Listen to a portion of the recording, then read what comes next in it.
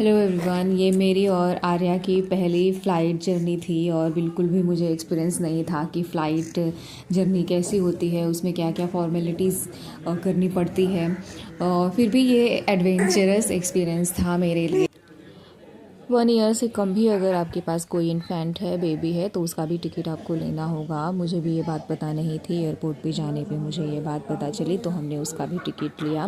फिर एंट्री हुई, फिर एयरपोर्ट में हमने अपना सामान दे दिया, जो भी ट्रॉली बैग था, जो 50 केजी का होना चाहिए था, मेरा 50 केजी के अंडर ही था। और हैंड बैग जो था उसमें मोबाइल और ये सब चीज़ें थी, कीमती चीज़ें, तो वो मेरे पास ही थी। हैंड बैग वो मेरे साथ था। और फिर हम लोग इंतज़ार कर रहे थे अपनी फ़्लाइट का। इसमें गेट नंबर भी दिया होता है, तो वो चेंज होता रहता है। फिर उसके बाद बारी आई कि सब अपना सामान, जो हैंड बैग आपके पास है, जो भी है, कैबिन बैग है, तो उसको चेक करवाना होता है। तो यहाँ पे सब वो चेक हो रहा था। यहाँ पे ट्रे लेना होता है, उसमें अपना चार्जर, मोबाइल रखना होता है एक तरफ, और एक तरफ आपका जो बैग है वो उसमें रखना होता है। तो मैंने भी रखा और आर्या मेरे साथ ही सो रही थी उस समय वो। फिर उसके बाद हम लोग ऊपर गए, क्योंकि गेट नंबर हमारा 23 था, तो वहीं पे हमें इंतज़ार करना था फ़्लाइट का।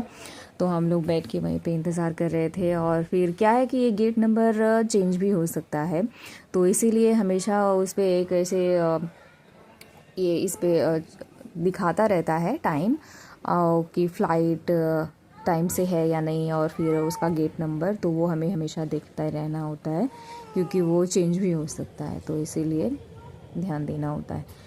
मैं और आर्या इंतज़ार कर रहे थे अपनी फ़्लाइट का। फिर उसके बाद फाइनली फ़्लाइट में एंट्री हुई, और यू नो व्हाट, हमें विंडो सीट मिली थी।